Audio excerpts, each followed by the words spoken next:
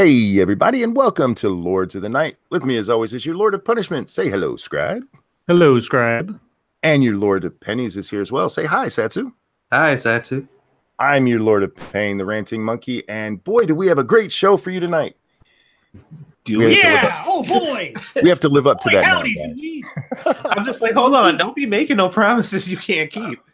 We can keep that promise because it's the three of us, and we're sexy, and we know it. I hate myself a little for saying that. Anyway. Allegedly. Allegedly. CNN wants it to be true. How are you guys tonight? Good. I am doing. I might be a little bit in PTSD after being on the Ghost Poo podcast, but otherwise I'm okay. PTSD or post-traumatic poo syndrome? Poo traumatic stress disorder. Okay. Let's see. Anything we need to cover before we jump into what's the news tonight? Normally we banter a little here, but I'm banterless at the moment. We did Monkey Dick, before. Jim Jones movies, that kind of thing. Oh yeah, hit the like button, share, guys, share with everybody you know. Send it to people you don't know. Instead of that anonymous dick pic, send them a link to our channels. Hey, it won't get you arrested. Hey, how about that? Yeah, I didn't do much today. I did get to play Far Cry 5, which, by the way, guys, is a fucking amazing game. And then I laid down because my whole body was like, fuck you, you need to sleep. So that's what I did. And now we're here. Yeah. And now we're here. Monkey bike. No. Maybe tomorrow. If today was a little less painful than yesterday, so if tomorrow's a little less, I will definitely jump back on there. I have not given it up, guys, and thank you for reminding me and asking me every night because I do appreciate that. You're like the nagging wife I asked to nag me, and that makes you nice. I asked to nag me. I asked you to nag me. Sleep is for normies. Well, it wasn't so much for sleep as you guys have heard the story before. I just needed to lay down, put it that way. Gas killing animals, huh? What? Do you guys know what that's a reference to? No. Scribbles, do you have the Syrian stories for today? Oh my god. Yes. I thought we'd start with Zuckerberg. Let's go with Zuckerberg first. I'm trying to make this exciting for the audience. Oh, okay. Yeah. Killing animals with gas. That's great, monkey. Viewer and I believe at least moderator on my channel, Fernanda, sent me this nice, concise 7 takeaways from 10 hours of Zuckerberg hearings. I think the biggest takeaway is he's not actually human, but okay. Yeah, there's that too. Well, we kind of already knew that. So this comes from Politico, so take that for what you will. Mark Zuckerberg put in what amounted to nearly a full workday, probably the last one he's done in a while, testifying before Congress about the Cambridge Analytica data leak, stopping the immediate bleeding for Facebook, but leaving unanswered questions about how it collects and controls information on more than 2 billion people. These were several of the biggest revelations from the CEO's 10 hours of House and Senate testimony. So here we go. Number 1. Lawmakers have a heap of ideas for keeping Facebook in check. Okay. Before you get into that part, I'm going to call bullshit because I watched and none of them really seemed to know what the fuck they were talking about. But I'm willing to learn. Real quick, thank you, Snubbirth. What's up, my colonizers? Back at you. Go ahead. Yeah. Congress may be done with ambitious legislating until after November, but lawmakers of both parties had no shortage of suggestions about how Washington can rein in Facebook and other internet companies that have mostly been allowed to regulate themselves. Some members suggested requiring sites like Facebook to refrain from sharing sensitive data with advertisers until users grant permission. Others called for imposing disclosure requirements for online political ads or loosening the 2-decade-old law that shields websites from liability for content posted by users. Yeah, I don't know about that one. Still others talked about algorithmic transparency, forcing tech companies to reveal the secret proprietary formulas that determine what content they display to users. Oh, YouTube would love that one. Lawmakers, however, didn't coalesce around any of those ideas, which relate to privacy, free expression, and other topics where Congress has historically had trouble finding common ground. Quote, I've just seen it over and over again that we have the hearings and nothing happens. Representative Frank Pallone of New Jersey, the top Democrat on the House Energy and Commerce Committee, said at Wednesday's hearing. Several lawmakers urged Zuckerberg to voluntarily apply the European Union's sweeping new set of privacy rules, known as the General Data Protection Regulation, everywhere, including the U.S. But American lawmakers seem far from passing anything close to a homegrown version of those rules because of the Constitution, I think, might be the problem. Yep. Still, Congress has shown one strong sign that it's willing to come together in regulating the tech industry. At the very moment Zuckerberg was testifying Wednesday morning, Trump was signing a bill, widely disliked in Silicon Valley, that would hold platforms like Facebook accountable for any use of their sites to commit sex trafficking. Oh. Interesting. I hadn't heard about that. There you go, monkey. That goes really well with Markey basically saying he's responsible for what's on his platform. You want him to be arrested for that survey, don't you? I don't want him arrested for that survey. I want whoever wrote it arrested because I'm fairly certain they're touching children. Let's see. Number 2 takeaway. They're not convinced Facebook met its promises to the Federal Trade Commission. All right. Members repeatedly pressed Zuckerberg on whether his company's handling of the Cambridge Analytica affair means that Facebook violated its 2011 consent decree with the Federal Trade Commission, which required the social network to protect users' privacy in line with what they expect. Quote, what happened here was, in effect, willful blindness. It was heedless and reckless, which, in fact, amounted to a violation of the FTC consent decree, Senator Richard Blumenthal of Connecticut told Zuckerberg on Tuesday. Would you agree? Question mark. The CEO later acknowledged that in retrospect, his company should have disclosed the situation in 2015 when it first learned that a UK-based researcher with access to Facebook user data had improperly passed it on to Cambridge Analytica. Quote, I think we should have notified people because it would have been the right thing to do, he said Wednesday. But he insisted that failing to do so did not violate the FTC agreement, arguing that because the users had consented to sharing their friends' data, as Facebook policies allowed at the time, quote, the system basically worked as it was designed. Facebook Chief Operating Officer Sheryl Sandberg has echoed that message in recent media appearances. Some privacy experts, though, say the company may well have broken that deal and could be liable for fines amounting to $40,000 per violation, possibly totaling many billions of dollars. I'll be amazed if that ever actually happens. No, in Facebook's defense here, and he's not wrong when he says that the users agreed to this. If you've been on Facebook and you've signed into those apps, they tell you this is what you're sharing. And if you agree to that, you can't bitch that you shared it. Now, the people who, whoever it was that ran that app and then shared it with Analytica, they were douchebags. They absolutely used it wrong. But Facebook didn't. In all seriousness, Mark Zuckerberg should not have been in front of Congress over this. The guy who programmed that app should have been. Let's see. The third takeaway. Some lawmakers would rather talk about diamond and silk. Okay. That is a legitimate thing to bring up. Fuckface. Anyway, go ahead. Data privacy and are you talking to me? What?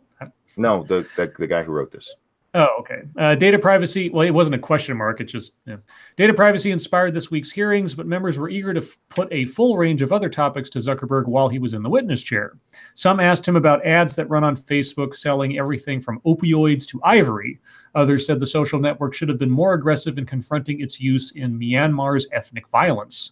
But the hearing's most prominent non-data related theme may have been whether Facebook is politically biased against conservative voices. Numerous Republicans brought up the case of Diamond and Silk, Trump-backing social media figures whose videos, the members said, had been restricted by Facebook. I don't even know what Diamond and Silk is. Diamond and Silk are a couple of black women who run a conservative YouTube channel, Facebook page, site. They are huge Trump supporters, and yeah, they were recently I don't know if they actually got completely shut down on Facebook, but it happened like right before the hearings. Okay. Quote, in that specific case, our team made an enforcement error, and we have already gotten in touch with them to reverse it, Zuckerberg told lawmakers Wednesday. But he was far less willing to accept the idea that Facebook is, deep down, unfair to right-of-center Americans. Quote, we've heard today a number of examples where we may have made content review mistakes on conservative content, Zuckerberg said in response to a question from Representative Leonard Lance of New Jersey. But I can assure you that there are a lot of folks who think we make content moderation or content review mistakes on liberal content as well, unquote. Bullshit. Excuse me. I'm not going to name any right now. Because, right, yeah. I have no idea. Yeah. Well, I wouldn't want to open myself up to liability or anything. Ted Cruz asked him about the bias. I forget the other one. Somebody asked him, to define hate speech, which was actually a wonderful exchange there. Because he says, that they are going to moderate things based on hate speech. And I go, okay, well, what is hate speech? And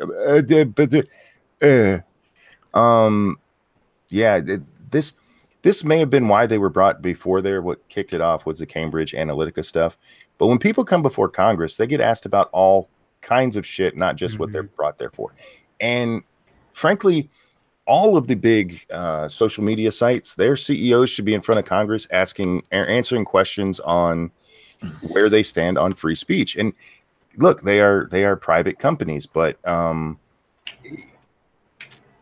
when you're out there protesting, how the election was rigged, and you're a company that, well, let's be honest, is tilting things in one direction, I think you have some questions to answer. Let's see. The fourth takeaway we kind of talked about yesterday, where the members of Congress don't know technology, etc. So I'm going to skip over that one. Number 5, Russia was left largely off the hook. Okay. While Washington has spent months fixated on how exactly Russian online agents made use of Facebook to try to shape the 2016 presidential election, and failed miserably if that was their goal, the topic got only light treatment during Zuckerberg's lengthy testimony. Zuckerberg detailed the steps Facebook is taking or preparing to take to address foreign election interference. Okay, they're not interfering with the election. I don't know how many times I have to say this. Show me that the election was interfered with, that the votes were somehow fraudulent, or that someone was hacking into voting totals at CNN or something. No one, I hate this. Very Real frustrating. Quick, thank you, Dax. When a company takes the public stance and they handle public data, things change. Absolutely. Zuckerberg was asked specifically about Russia, and I believe the number he gave was like $100,000 was spent. Yeah, buying ads. That's nothing. Even on Facebook, which might have some cheap ads. This is so stupid. Anyway, next. I'm gonna skip over that one. Number 6, we only got 2 more, 6 and 7. The questions on Cambridge Analytica produced a pile of new ones. Okay. There's been one persistent theme for Facebook critics in the Cambridge Analytica controversy. When the firm promised that it had scrubbed its records of the ill-gotten user data, why exactly did Facebook believe it? Zuckerberg didn't provide much clarity on that point, though he did offer up one new fact about Facebook's point of contact inside Cambridge Analytica.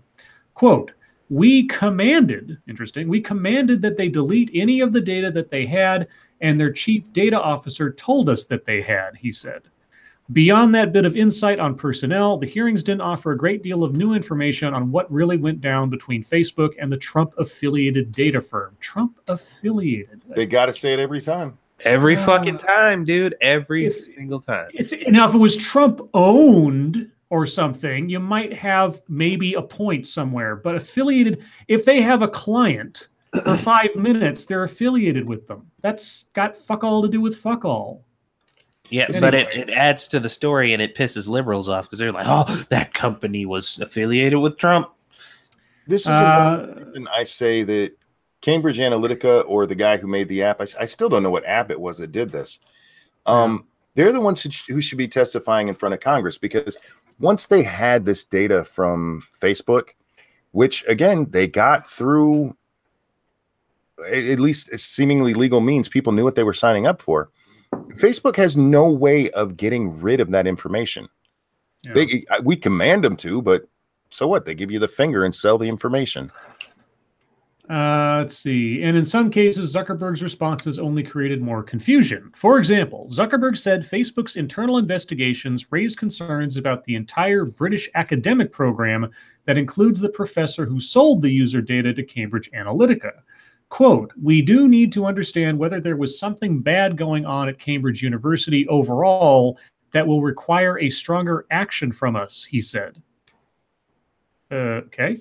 The university, though, pushed back almost immediately. A spokesperson told The Guardian, quote, "We would be surprised if Mr. Zuckerberg was only now aware of research at the University of Cambridge looking at what an individual's Facebook data says about them." The university said it has asked Facebook for more evidence backing up Zuckerberg's critique of the school's record, but had yet to get a response. Okay. And lastly, number 7, Facebook managed to annoy the Clinton campaign even more. All right. Hillary Clinton campaign sources say their anger at the social network was strong during the 2016 campaign and hasn't dissipated much, all the way up to the Democratic nominee herself. Their primary complaint is that Facebook was well aware of well aware that so-called fake news, much of it anti-Clinton, was circulating unchecked on the site, yet the company did little about it. Zuckerberg reopened those wounds this week, saying in his testimony Tuesday that when Facebook detected that Russian actors seemed to be attempting to manipulate candidates' pages, quote, "We did identify and notify the campaigns that they were trying to hack into them.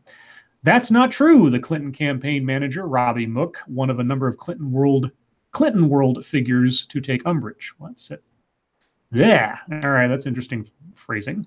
Quote, "We were never notified," tweeted Mook, who now works on election digital security efforts as a fellow at Harvard's Belfer Center. Yeah, there's nothing that says like getting every analytic absolutely wrong about your candidate's campaign that says this person should be, credited or given a job somewhere else in election digital security. Yeah, this guy saw every email that came in. We were never notified. Quote, "I hope Zuckerberg and Facebook correct the record." Trump campaign manager Brad Parscale objected to Zuckerberg's characterization too, saying, quote, "I wasn't told about this. Facebook needs to get their stories straight." Just because you weren't told about it doesn't mean the campaign wasn't, you idiot. This is why you lost, dummy. The Facebook CEO... Sorry. Maybe it was lost in some of Hillary's emails. Yeah, or maybe it got, to somebody that quit Trump's campaign halfway through. The Facebook CEO was forced to clean up the comment in his House testimony Wednesday, explaining that the organizations Facebook reached out to weren't the Clinton and Trump outfits, but their respective party committees. Oh, quote, "When I was referring to the campaigns yesterday, I meant the DNC and RNC," Zuckerberg said, "so I may have misspoken, and maybe technically that's called the committees." Thank you, Cryptic. Who activated fake data's emotional chip? Oh, God. Yeah.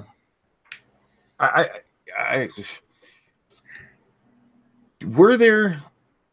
Okay, I'm very confused here. Because it started off in that last part talking about how they were upset about Facebook not doing anything about Russia. And it kind of sounded like they were going towards the ads and fake news stuff. And then it switched to Russians trying to break into their accounts. Yeah, I don't know how hacking the campaign's pages, he said. So like Russians were trying to hack the Facebook pages of the campaigns. I don't know if I've heard that one before. Which would have had absolutely, unless it worked, no material effect at all. And would not have manipulated the election. Yeah, anyhow, yeah. Fuck them. This was it was interesting to see Zuckerberg up there, clearly out of his element, sitting on his little booster pad, which was funny as shit. That was funny. Yeah, for those of you who don't know, he was sitting on a booster seat the whole time he was talking in front of the Senate. He needed a cushion. He needed a big boy chair. but it was meaningless. I mean, nothing was ever going to come from this. Again, they're not the ones who screwed up here. Yeah. So other than a chance to, push it off on Zuck and pretend they're doing something, it was meaningless. I'm just waiting for the updates they're making to all their security and privacy stuff and everything else to have some glaring hole in it that some hacker exploits and gets 18 million people's information and dumps it out on the dark web. Oh, yeah. I mean, you know what? Listening to them try to do this Russia thing sounds like. You ever seen like a little kid who got in trouble for something and their mom is asking them to explain themselves and they're just like, well, my Mickey Mouse toy was on the floor and then it was raining outside and they're like, I asked you, why didn't you eat your cereal? And she said, well, the ceiling looked funny and I turned my head and my neck started hurting. And it's just like, what the fuck does that have to do with anything? Yeah. Throwing whatever they can to see if it'll stick. Right. Let's see. Hey, you guys like Syria? Yeah. Gas killing. All right. Let's see. So CNN says a Syria decision hadn't been made when Trump tweeted that missiles, quote, will be coming. President Donald Trump's morning declaration that, quote, nice and new and smart missiles would soon be fired towards Syria. Okay, CNN, you really need to end that with a quotation mark. Caught most of his aides off guard. Sorry. I'm not sure that is the direct quote. Nice and new and smart. I know nice that part. Smart is, yes. Yeah, but it just kind of trails off.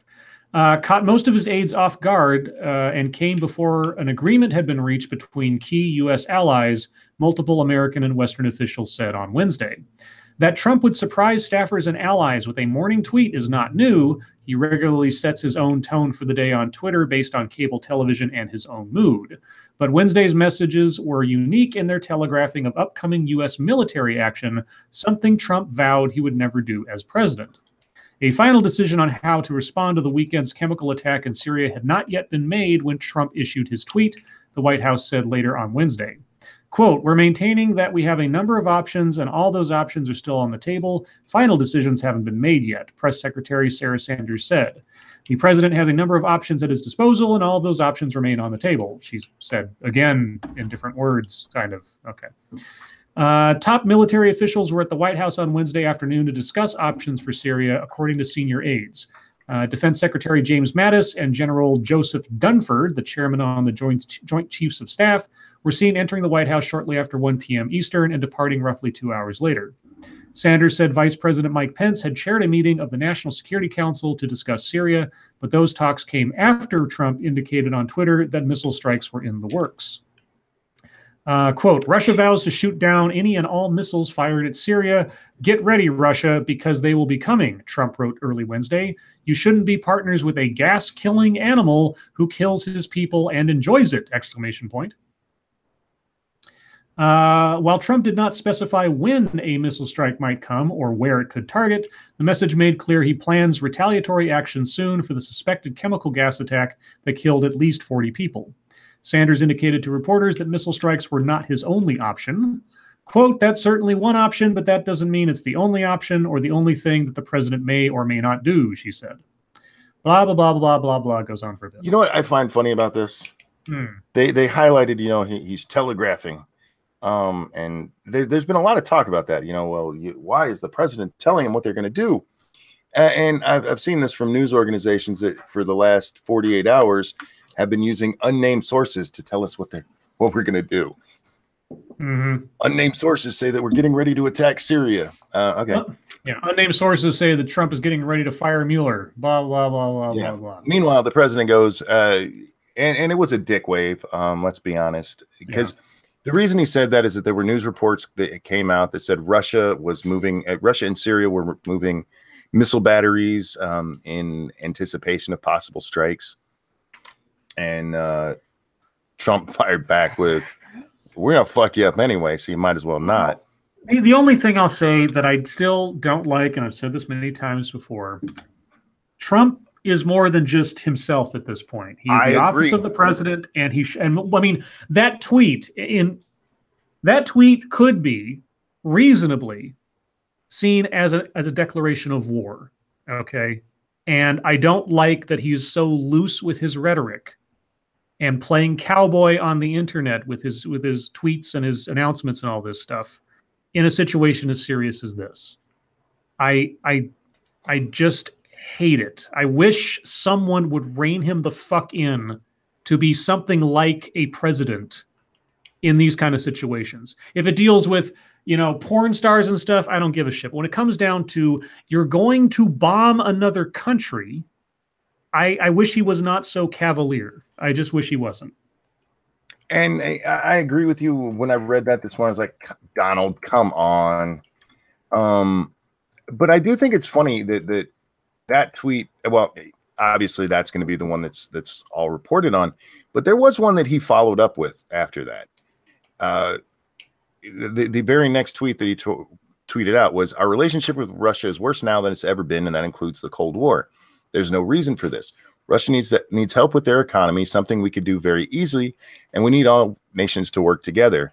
Stop the arms race, ? So when taking the two together, you sound schizophrenic.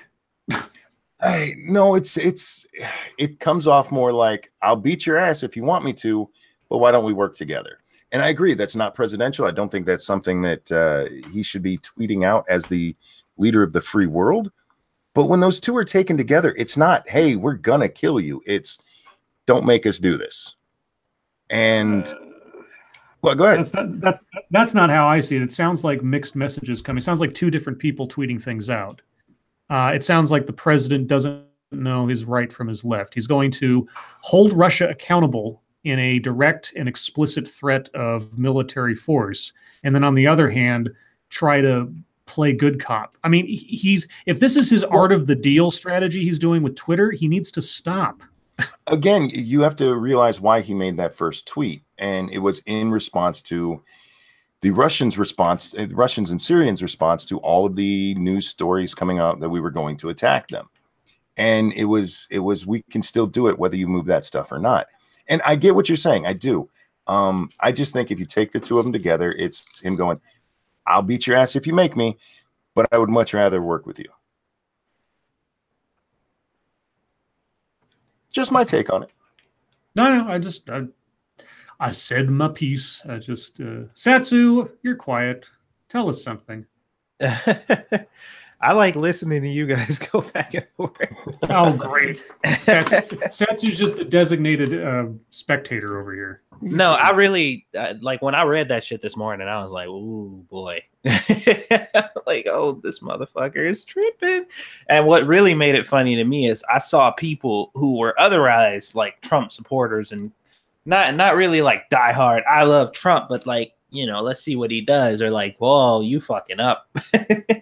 And I'm just like, yeah, that's, I mean, and I get what Monkey's saying because like, but presidentially. Oh, presidentially, it's retarded. I'm definitely like, hell no, that is not some shit you do. And I think Trump's in the same mindset as, well, I mean, I sunk, plenty of businesses. There's always more businesses. And I think he's thinking like, oh man, if I fuck up, we just fix it. Like it's cool. Like, and I don't think he really understands the severity of what could possibly happen if shit hits the fan. And I keep seeing, and everybody keeps doing this. Anytime Trump does something like this, everybody's like, this is not gonna be how you think it is, and he keeps winning. Well, I think he keeps getting lucky. Like, I don't think that's part of it too. I think people are not used to somebody who's that they think might be crazy enough to do it. Well, I don't put that as a mark in a win column where the rest of the world thinks our president is unstable and unhinged. I don't particularly appreciate that coming out of the White House, honestly. I don't. When I say crazy enough to do it, I don't mean actually insane. I mean like this motherfucker will walk the walk and talk the talk. Well, all I know is that he is sounding, and I know this sounds hyperbolic, but I don't think I'm that far off the mark. He is sounding more and more, or his tweets, if you just change the context even slightly by a word or two, could be mistaken for things coming out of North Korea with the kind of threats and bombasticity and everything else, except the difference being the leader of this country actually has the weapons to back up such threats. So it's not nearly as slightly maniacally comical as coming out of Kim Jong-un, but you're talking about the president of the United States, and that's a whole different ballgame.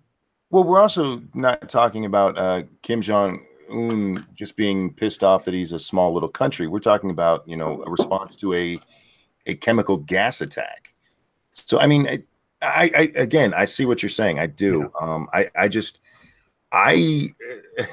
I don't think this is going to turn out as bad as everybody else thinks it is. I think he should definitely have his Twitter taken away, but I also understand what he's doing. I think I can see where Monkey's coming from to a certain degree, especially considering like a lot of people have been saying, I guess, throughout the past couple presidencies that we. Did you say pregnancies? I was about to say that. Yeah. The past couple of pregnancies, like, what are you up to on your weekends there, Satsu? That the U.S. has kind of been everybody's bitch. Yeah. And I think that him putting his foot down and saying, like, we not about to be your bitch no more. Like, that shit is not happening anymore. I think that can be an effective tactic to kind of put people back in line and to get people to think, like, because if you look at, like, especially like the movies and shit that have been coming out, when they talk about like how Americans will respond to shit, like people treat this country like a bunch of bitches. They like, the Americans ain't gonna do shit. They're not gonna do a motherfucking thing. And I think it was that way for a reason. But now I think Trump is getting people to know, and they step in. I think they're gonna start treading a little more carefully because they're like, we don't know what he's gonna do. Like, we used to think that America wasn't gonna do shit. They were all about keeping peace, and they were gonna kiss every other country's ass to try to make sure that everything was fine. But that's not the case anymore. So it could work out that way. But I've made this comparison before, and if you go back to the late 70s and the early 80s, you can see this happen. Much of the same stuff that is said about Trump was said about Reagan. He was the cowboy, remember? He would go fight anybody. We went in a fucking Grenada, for Christ's sake. But there does have to be, just because you have the power and you might threaten it now and then, doesn't mean you're going to use it. And I do like Trump's second tweet there. That's the part to me that makes this, I don't know if it's better, but at least makes it more understandable for me. The idea that, yeah, we'll go to war if we have to, I don't like that. I don't want war. But if this guy did gas his people, and we have declared as an international community that we're not going to accept that, there has to be consequences. We can't have the red line we had under Obama that, you know, fuck it, go past there. We don't care. We're just bravado. Whether we like it or not, if we are going to be any kind of power, we have to be willing to assert that power at some point. And if you're gassing women and children, I feel like that's a decent enough place to start. Even if it's not boots on the ground, if it's just lighting them up from the sky, so be it. If you have an arsenal you're never going to use, there's no reason to have an arsenal.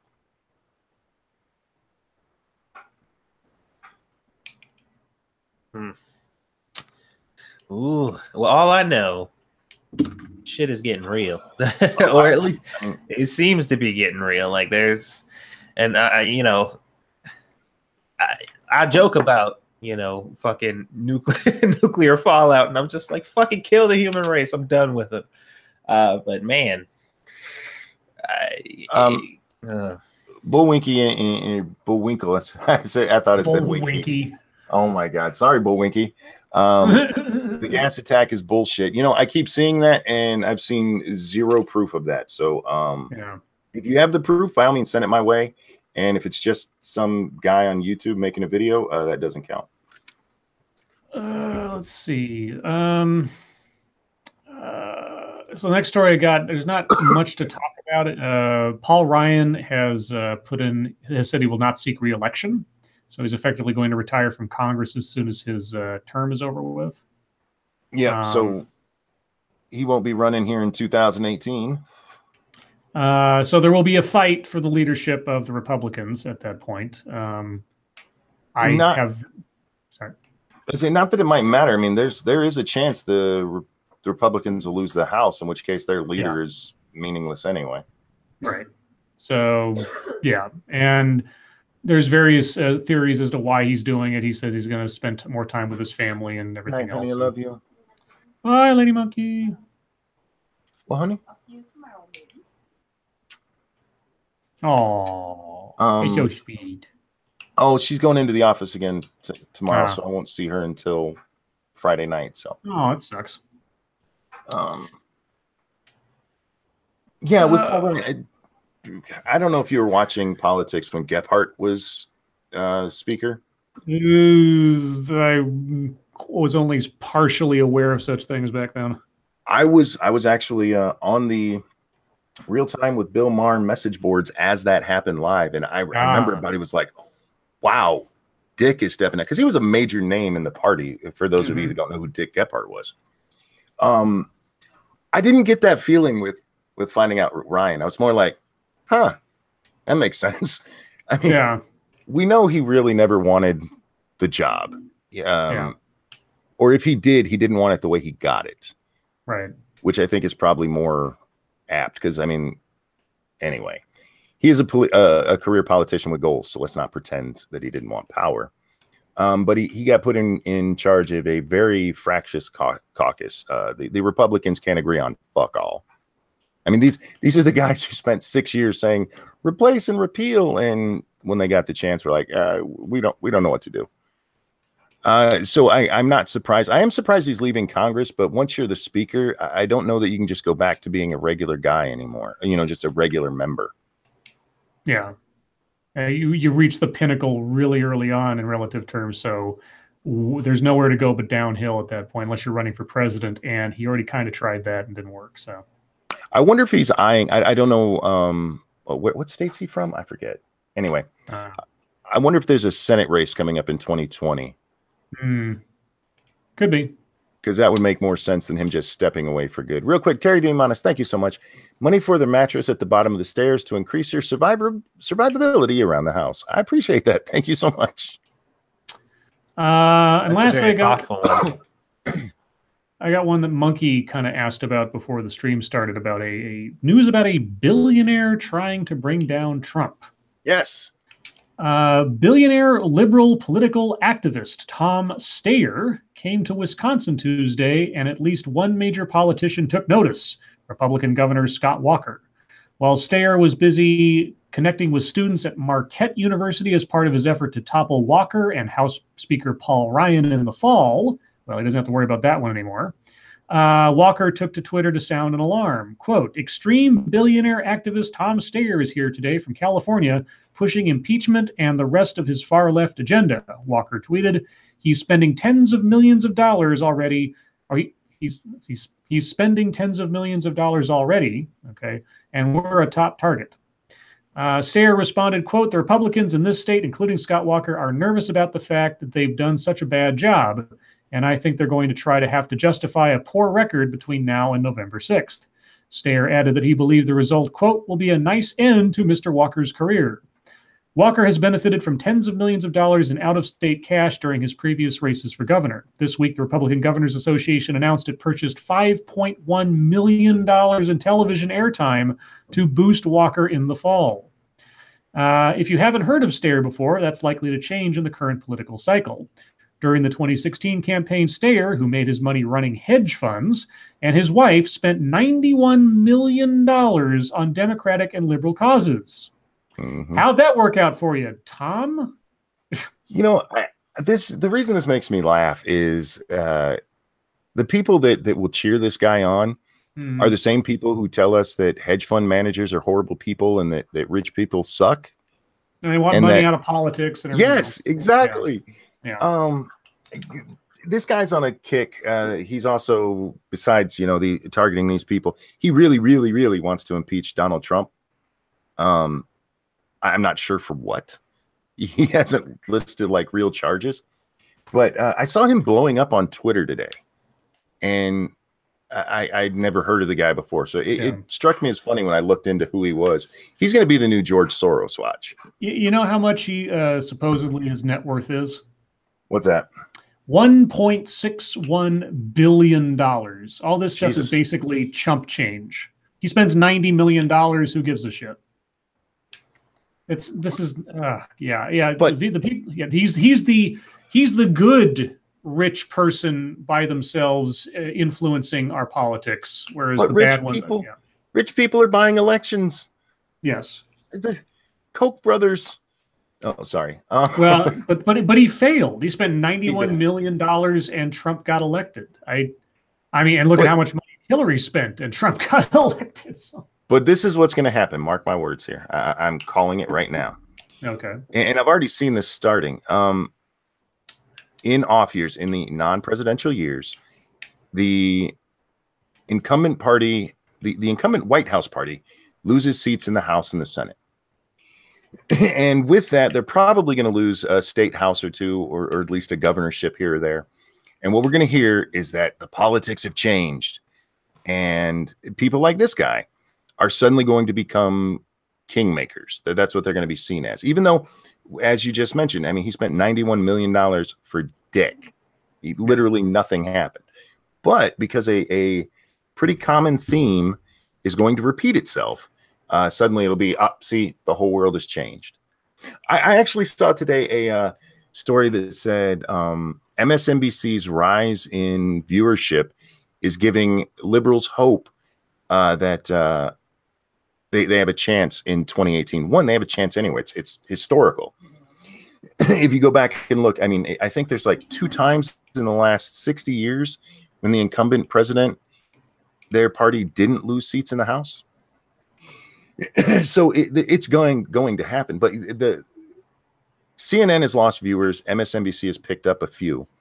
And this is a sign that the winds are changing. It's like, no, it's that even liberals can't stand CNN anymore, and they're going over to a less shitty site, MSNBC. So yeah, watch what's going to happen. All of this is going to be, look, we're making inroads, and no, you're not. And then 2020 is going to come, and they're going to get the shit kicked out of them. So, guys, we really don't have much time for MSS news. Tell you what, if we run out of stuff at Deep Topic, we will visit that, or at least we'll visit it for a brief moment there. Let's get YouTube stuff out of the way first, since I want to keep to format. Satsu, what'd you do today? I finally made that video, or got the video done, about the bitch who was teabagged, and her traumatizing experience. But there was also an update to the story, because one of the developers had said that footage that was shown of her getting teabagged or whatever was not footage from that actual event. They said their game doesn't even have team killing in it, the game that she was actively playing. Mm-hmm. So they claim that she's full of shit. They said I'm shocked. Yeah, there's like, it didn't happen. But like, she didn't, and also the person who she accused of doing it, she didn't name, and she said that everything is being taken care of like behind the scenes. Of course it is. So I'm calling bullshit, but I can't really say definitively, because like, I didn't see the footage and I don't know where to find the footage. Now right. It's kind of just two stories of, he say, she say, or whatever. So until I can get that information, I don't know for sure. But I have no reason not to believe, the actual person who made the game. But I have plenty of reasons not to believe game journalists. So, especially her, when she's whining about somebody teabagging her when they thought it was somebody else. For the record, guys, Satsu is the reason you didn't get a video from me today, because I was going to make that video, and I checked Twitter one last time, and it pops up, and I'm like, you motherfucker. What? Why are you gonna blame it on me? It's true. I have all of the cutouts and everything that I was going to use. Well, fuck it. Satsu already did it. So no, you should do what I do. Whenever I see somebody did a video that I did, then I see what they were talking about, and then I actively like talk about everything around that. Well, what I did is I saw you made that, and I was like, fuck it. So I played some Far Cry 5. You motherfucker. Didn't you make some for 2 cents plus today? Oh, yes. I did an anime video talking about the 2 shows, that I'm excited about in the first episodes that I've seen. And I also did some spoiler-free kind of this is why you should watch these shows things. So if you haven't seen that, you should definitely go check that out because they are two excellent shows. So yeah, there you go. Scribbles? Well, like I said before, I was on the Ghost Poo podcast today as their, I guess, default guest or last minute choice or something. I'm not quite sure why they wanted me on. But I think Drunken Uncle thought that somehow I'd be tortured being around him and Bear for an hour and a half. I was like, yeah.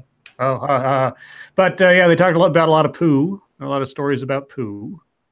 There was a fun little game called Saudi Man or Delicious Jam. That was fucking funny. That was a weird game.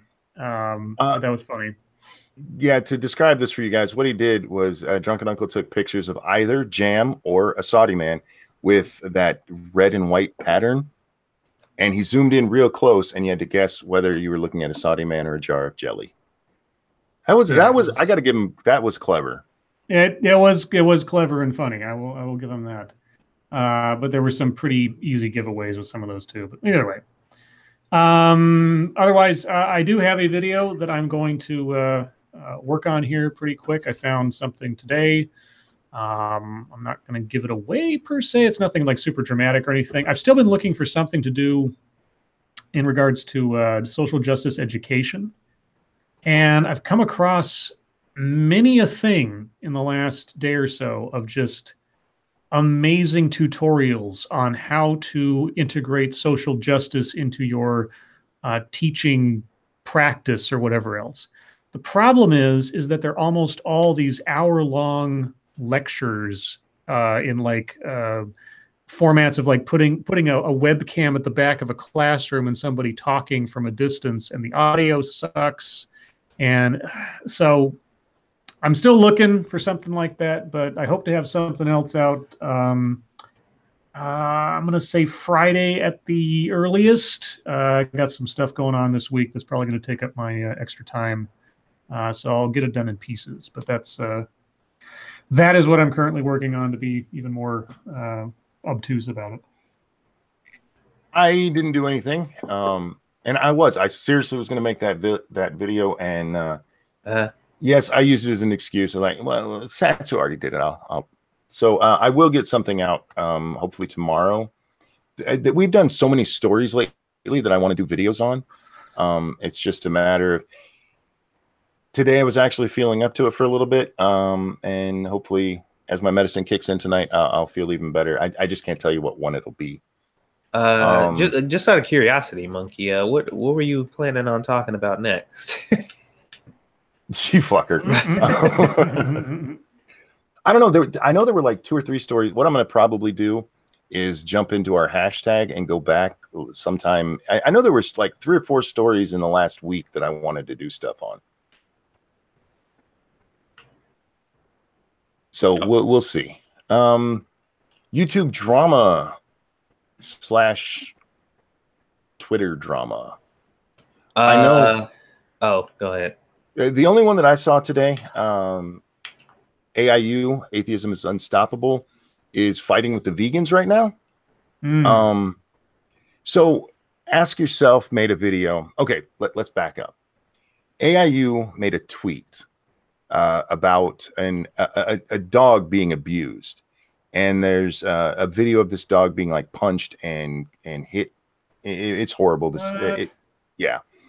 And the people asked to please retweet this to try to find the guy. So Devin Tracy, who is AIU, that I'm not doxing him, guys. This is well-known information. Yeah. So Devin retweeted that.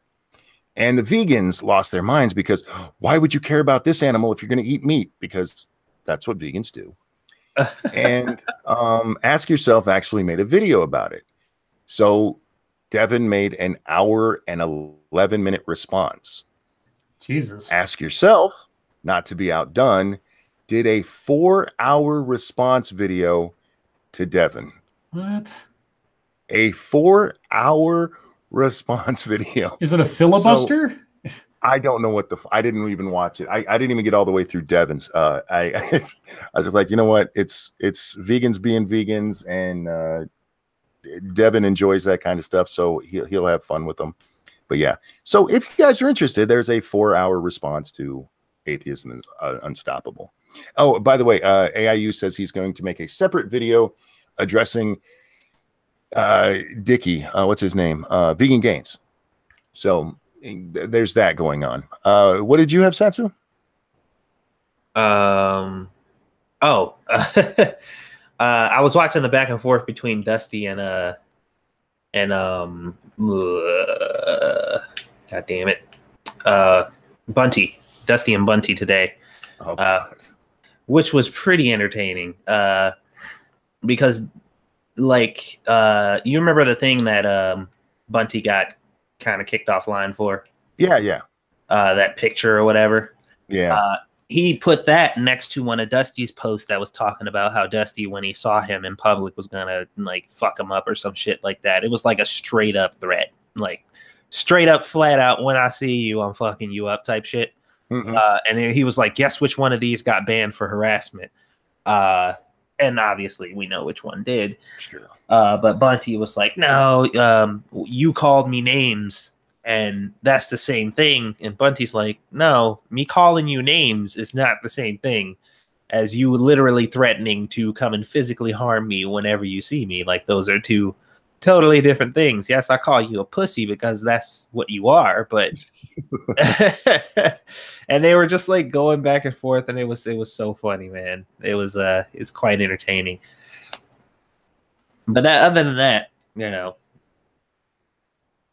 that was pretty much it. Yeah, that's all. That feed was hilarious. Go check it out. I think it's still up. I didn't watch all of that one. I did see Bunty's tweet. Which one of these got in trouble? That's really the only things I've seen today. Dusty's such a piece of shit, man. He like goes online and like actively shit talks and says fucked up things about people. And then when they retaliate, he's like, oh, look at this person fucking coming at me, trying to attack me because I just want to have civil conversation. I'm like, dude, you've been like shit talking people and not tagging them for weeks. And then they're finally like, dude, what the fuck? And you're like, see, they're angry. It's like, thank you, Diesel Dave. Bork, bork, nom, nom. Donut operator. What? Pork, pork, pork, pork, pork. Oh, man. The fuckery. Well, we did have time for some MSS news. Okay. How about we jump over there for a little bit? Because there's no way the deep topic I have is going to last that long. All Guys, if you'd like us to read a story on the air and you think we're sexy, hit us up at hashtag MSS News over on Twitter. Can't get to all the stories. We do our best, and we thank you so much for your submissions. Let's see. This one comes from Jack the motherfucking Cockring. Kevin Smith invites Stan Lee to live with him. Oh. Amid troubling allegations that Stan Lee has been subjected to elder abuse, filmmaker Kevin Smith has invited the 95-year-old comics legend to live with him. Lee's daughter, J.C. Lee, and others have been accused of abusing the comic book icon. There have been numerous reports over the past several months of Stan Lee being exploited for money, with the most bizarre twist involving accusations that his blood was stolen and used to sign comics. When Smith suffered a massive heart attack in February, one of the first things he did was reach out to Lee. On Twitter, Smith expressed that he missed Lee, who had a memorable cameo in his 1995 comedy Mallrats. He said last month that all the phone numbers he had for Lee no longer work and invited him to live in his home. But following the an alarming new report, good job, guys. Smith offered to open his home to Lee, or for the comics legend of fans. For the comics legends legion of fans to come together to buy him one of his own. Joan Lee, Stan Lee's wife of 70 years, passed away in December at age 93. Since then, one of Lee's associates has been accused of stealing $300,000 from his bank account and using $850,000 of his money to buy a condominium. The same person is alleged to have forged an order for a nurse to draw several vials of Lee's blood, which a recent report suggests was used to create ink to sign comic books. Oy. They're What is wrong literally with these people? draining like actual life out of this band. Yeah. Jesus Christ. Okay. Several people have said I have to read this story on behalf of Weibo. And Weibo herself sent it, and like 2 or 3 other people also sent it. So I will read. First behind the scenes look at Beast Boy, Raven, and Starfire in DC's live action Titans series. Oh boy. DC's live action Titans series is currently filming in Toronto, and while we've already seen official pics of Robin, Brenton Thwaites, Hawk, Alan Richson, and Dove, Minka Kelly, in their costumed glory, we finally get our first behind-the-scenes look at their fellow Titans team members, Beast Boy, Ryan Potter, Raven, Tegan Croft, and Starfire, Anna Diop, D-I-O-P, Diop. Our first look at the 3 Titans comes to us thanks to some set pics snapped during the shooting of the upcoming streaming comic book series. Also spotted on set is Thwaites as Batman's former sidekick and ward, Dick Grayson. The first image shows Potter sporting Garfield Logan's trademark green hair and red, white, and gray jacket, and being far taller than he should be, at least as far as the cartoon thing was concerned, but I don't know what the character actually looks like. He's seen walking side by side in regular dark. Okay, so you got... And Starfire is... I don't know. Is Starfire black in the comic books? I know she's orange in her alien appearance. Does she have like a normal street appearance?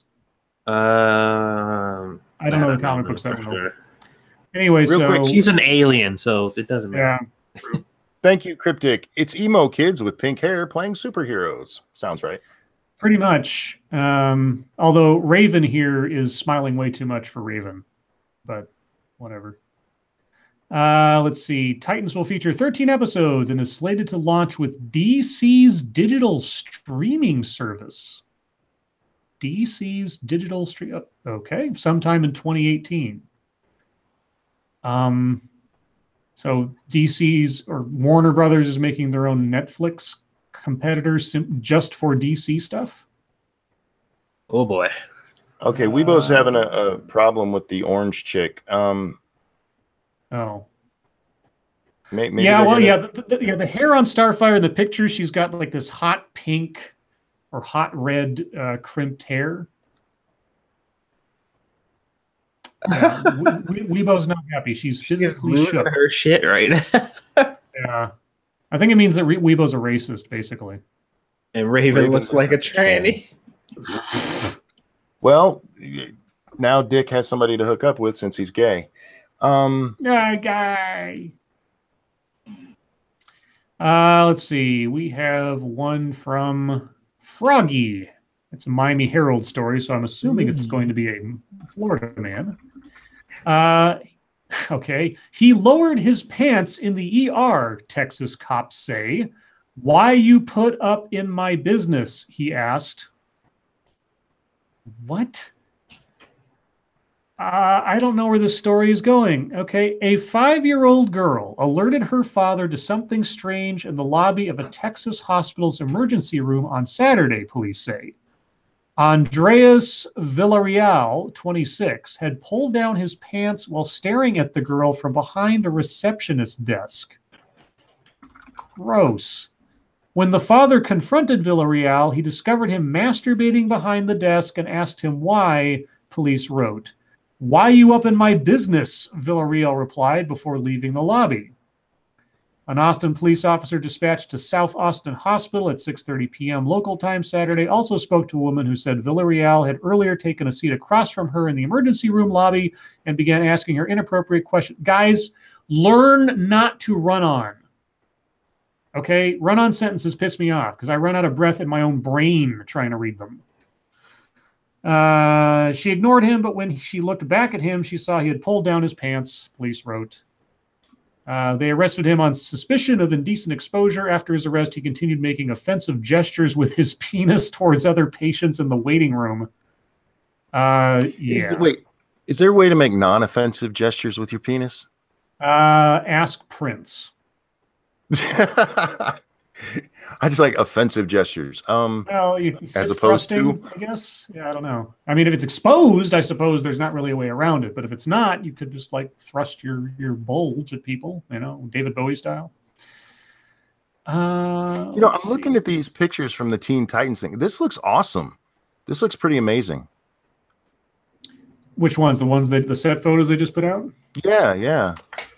I get that the girl's not orange, but that's whoever did the costuming for this is awesome. Hold on, now I gotta look. Let's do 2 or 3 more. Like I said, my deep topic is not that deep.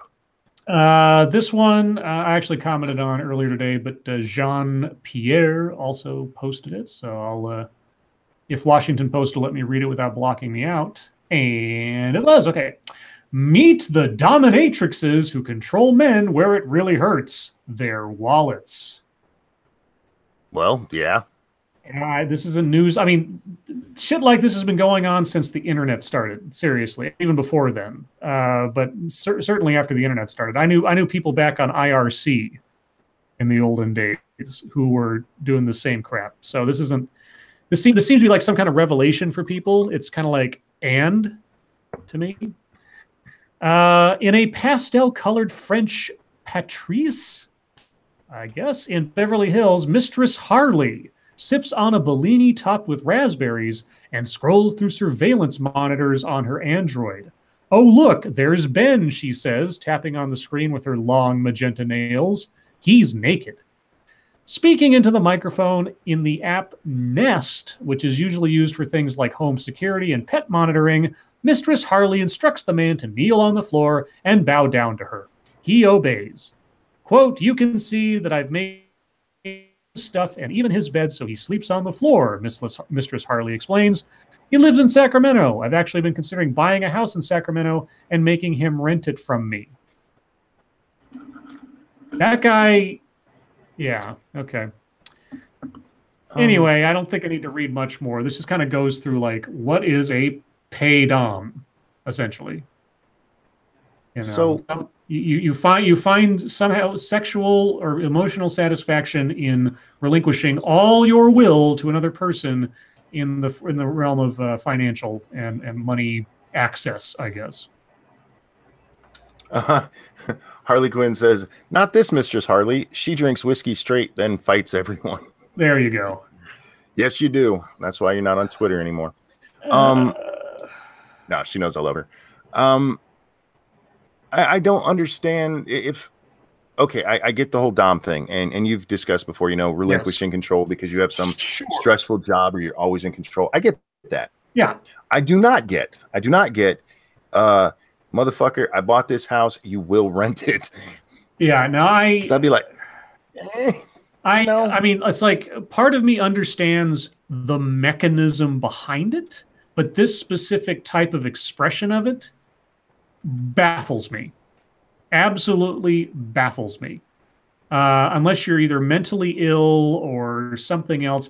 And I mean, you think about gamblers, people who know they're not going to win, but they're compulsive gamblers, right?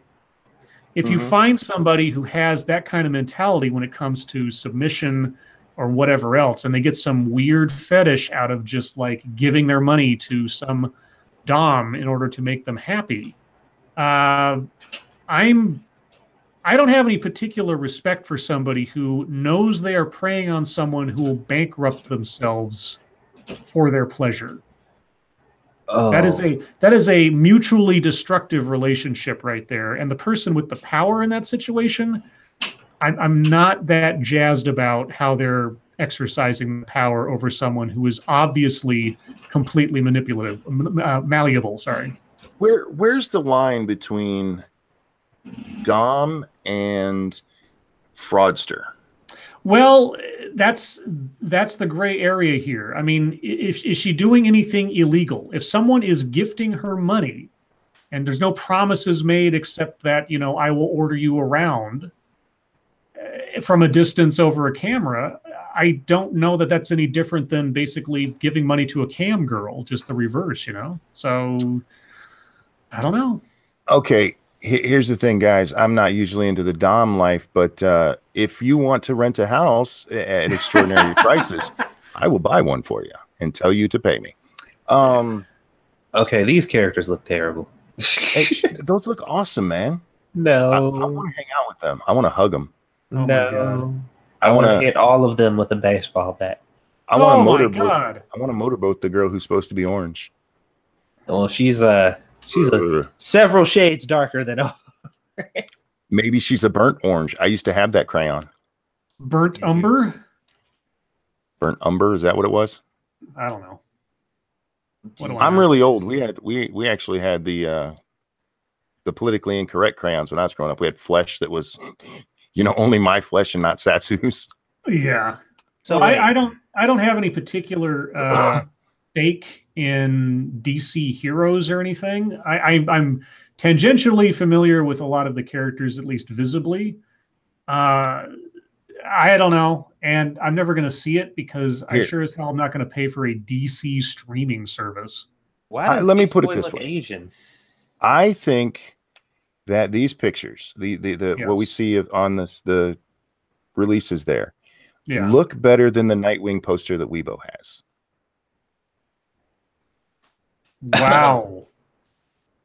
I don't know. Well, a lot of people, there's some people in the tweet or whatever talking about, oh, you ever heard of CGI? I highly doubt they're going to actually look like the way that they're dressed and blah, blah, blah. I'm like, well, I hope not, because they all look stank.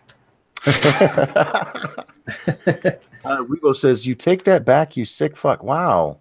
You seem angry, doll. You know what you should do? You should watch some Teen Titans and feel better. Thank you, Cryptic. Beast Boy is Asian. Guess if you can't eat the dog, might as well be the dog. Oh! Wow. For the record, guys, Asian is Cryptic? No. Asian I did that is before, Cryptic. didn't I? Cryptic is Asian and allowed to make those jokes. Or maybe you said like Cajun is idiot or something. And guys, with that, we're going to wrap up MSS News. Thank you guys so much for the stories, and we will catch up eventually if we have to. I will just dedicate Saturday to it if we have to. Okay, so I have a new topic for you. You guys ready for this one? I don't know what it is to be ready for it. Don't break out the common sense when I'm setting things up. I'm trying to get the audience excited. Oh, remember? Yeah. There we go. We have a great show for you tonight, guys. Don't forget. Boy, howdy. Do you know who Easy on Me is? No. Okay. No. He used to do a lot of anti-SJW content. He was, I want to say, in Iran. I can't remember. He was in some country where he had to leave so he could actually keep doing things without having to worry about being killed. Okay. And since then, he at least on Twitter, I haven't watched his channel very often. He's leaned more and more left, and by left I mean regressive left, not just disagrees with me. Today on Twitter, he made a tweet that said basically that white stereotypes are innocuous, and stereotypes about blacks and browns, as he called them, are horrible. They're mean things like black people are inherently violent and Muslims are going to kill everyone, something like that. And as I read this, I couldn't help but think that he was being very selective in the stereotypes he used, because like for the white ones, like white people don't use spices. One, we've discussed, stereotypes tend to come from something, even if they're not applied to everyone generally. But there are stereotypes out there about white people that are bad. Yeah, well, every time some dumb shit happen on the news, people like fucking white people. Even if they don't know, they're just like, that sounds like some white. The YouTube shooting. Yeah. Well, here's my first reaction when you said that. I'm like, stereotypes aren't harmful. Offenses taken, never given. If someone presents you with a stereotype, it's not bad or good. It might be, regressive or something, or even racist, but it does no harm. Seeing Apu on The Simpsons doesn't harm anybody. Seeing Fat Tony on The Simpsons doesn't harm anybody. Homer Simpson, the blue collar, always drunk guy. There's no stereotype about blue collar white people in that either. And this does what to who? Well, that was his thesis was that these stereotypes about blacks and browns are harmful, where the ones about whites aren't. Okay, well, I couldn't say. Satsu, you would have to tell us because we don't know. It ain't got nothing to do with color. It's a feelings thing, and that's what he's saying. Essentially, where he's coming from is black people are so weak and fragile that this is actually effective against them, but white people are not. So it's not that effective against them. That's how I see it. He's like, we got to protect those pathetic darkies. They're weak, real quick. They're stupid, and they can't handle that type of shit.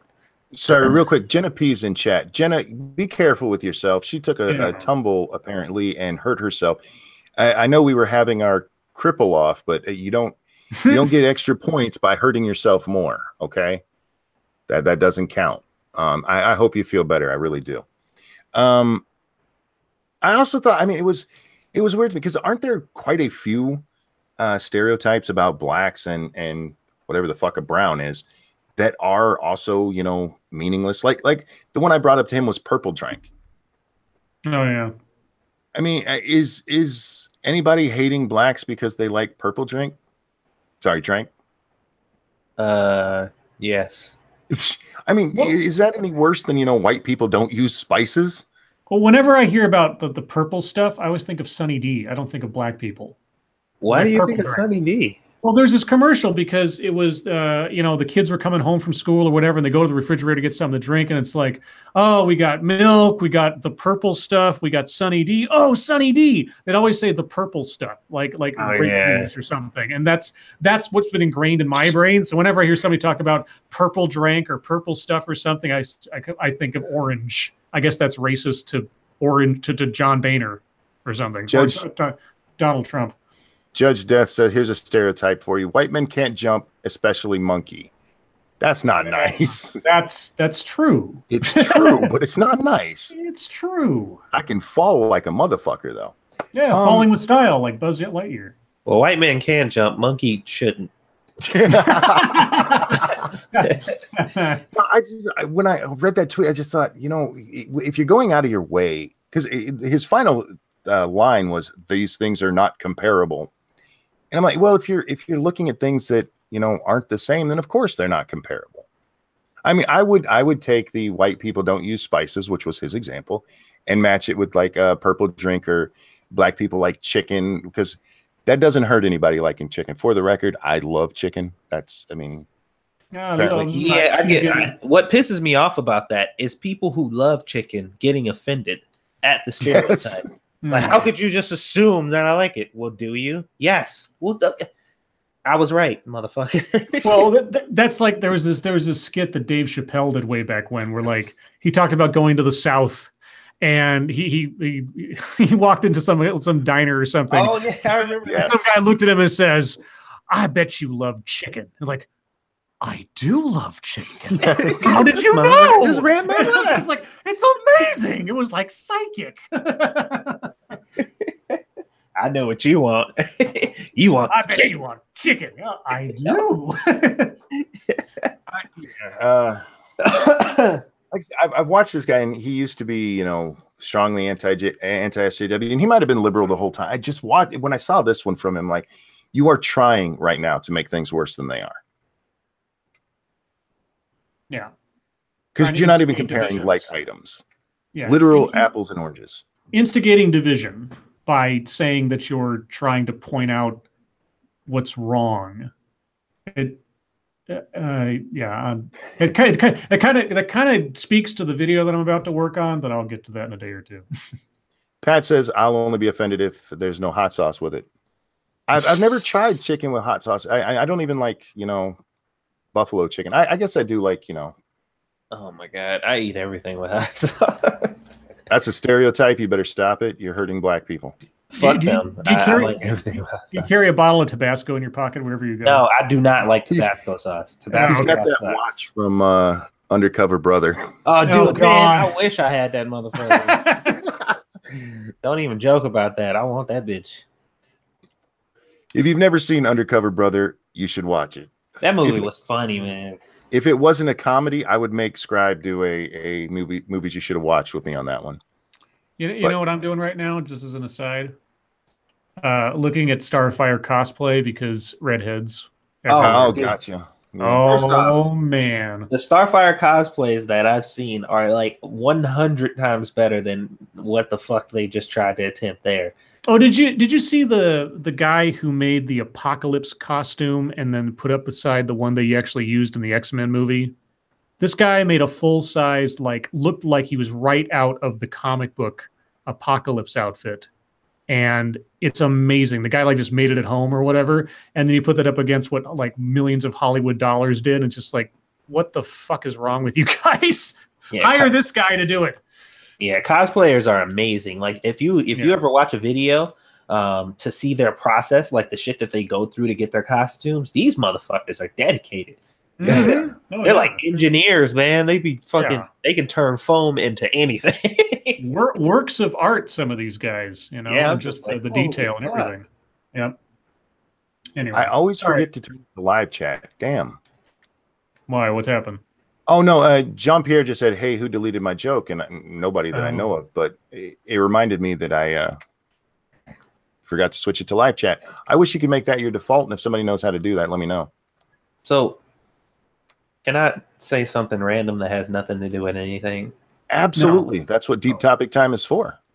Okay, so every morning when I check Twitter, there's not a lot of activity going on.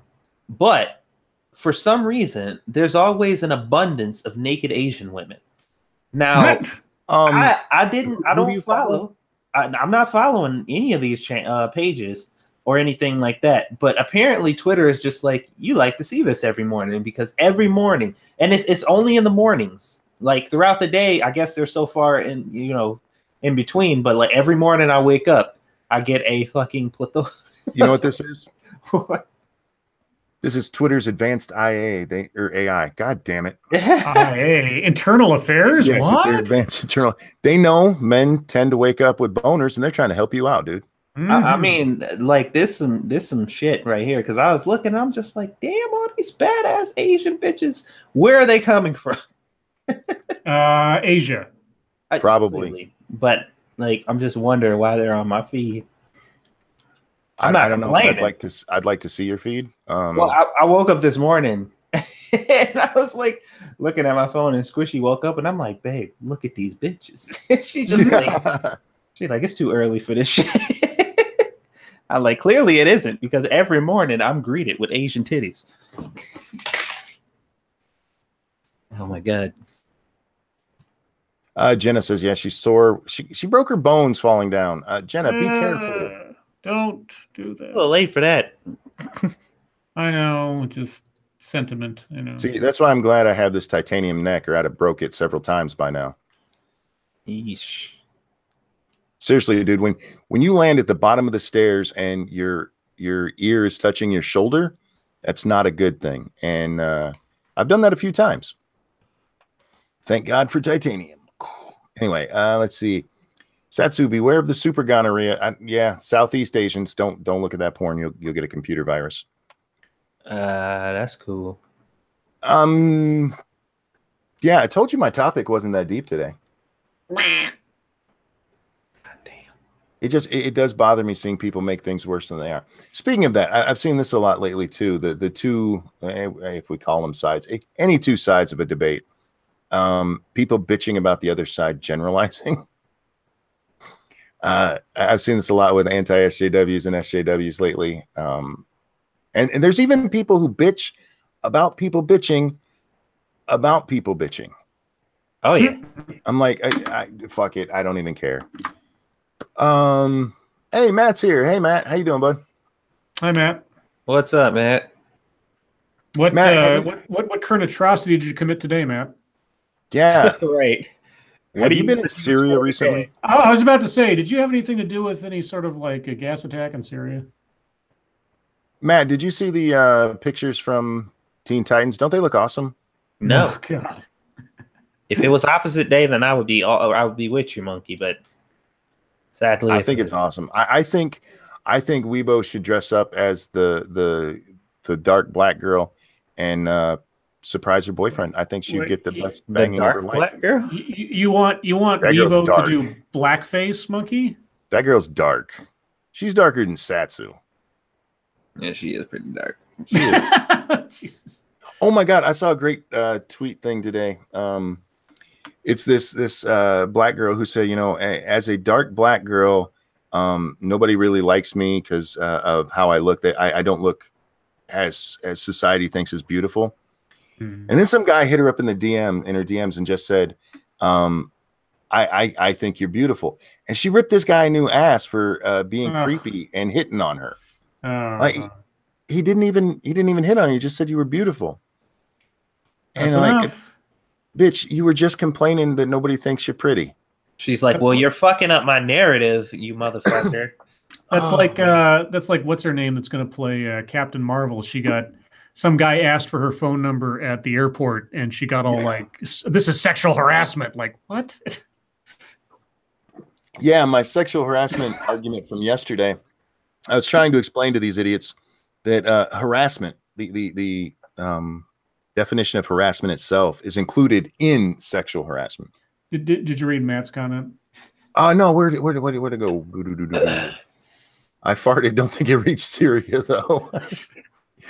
Had you had Taco Bell? Because it might have. Well, apparently Godzilla's atomic breath can reach space, Matt. So that's right. You never know. Yeah, Matt, how is the little one doing? I haven't seen her for a while. I haven't caught any streams recently. She's so damn cute. The wee one. You want to get accurate information on that, you should ask Tyler. Is that he's obsessed with the Godzilla movies. Oh, I don't doubt when people tell me that Godzilla Final Wars, he breathed fire into space to stop a meteor. I believe it. So yes, Godzilla could conceivably fight a Star Destroyer hovering in orbit, but a Star Destroyer is still much, much larger than Godzilla and has much, much more firepower. So I think Godzilla still loses. I'm just saying, turbo lasers will probably beat him. The only thing a Star Destroyer's ever actually destroyed was a Death Star when it accidentally fell into it. That was the Super Star Destroyer, and it didn't destroy the Death Star. It just crashed into the Death Star. I know you read this, Karen. Fuck you. Shio. What? Shio. Who's Karen? Anyway, yeah, the argument that I got into yesterday with the dick pic thing, several people have told me on Twitter, it is against the law to do that, and you can go to jail. And every time I've asked them, okay, send me the court case or the news story about somebody going to jail for one random dick pic, and then we can talk. Read the proceeding. Oh, okay. Sorry. Read the comment before the Karen one. You guys are mean to me. I feel abused. It's like we're coming into the middle of a TV show without having seen the exposition. This is true. I haven't checked. How many likes do we have right now, y'all? 86 and we have 86. Yeah, 86. Yeah. 86. Come on, y'all. You know how I am. I fell down the stairs the other day. Make me feel better. If only likes could heal all of my pain. Oh, Shio, that's fucked up. Love will keep us together. Shio says, what's better than being a YouTube personality? Being able to walk. Go fuck yourself. You dick. Jesus. That's holy cow. Shio going for the throat. Charles forgot. Yeah, guys, I'm just going to talk randomly for the next 7 minutes. Words.